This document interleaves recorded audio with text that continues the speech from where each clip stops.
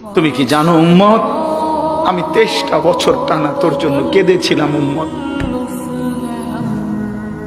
আমি এমন কাঁদা কাঁদছি রে উম্মত তোদের জন্য। এশার নামাজের পরে দাঁড়াইছি, ফজরের আজান পর্যন্ত আমি আমার মালিকের কাছে তোদের জন্য, উম্মতের জন্য চোখের পানি ফেলে কাঁদছিলাম। আমার এত চোখের পানি তোর দিল গলাইতে পারলো না। আমি তায়েফের পাথরের আঘাতে আমার পিঠটা চালনির মতো ছিদ্র ছিদ্র হয়ে গেছে রক্তে।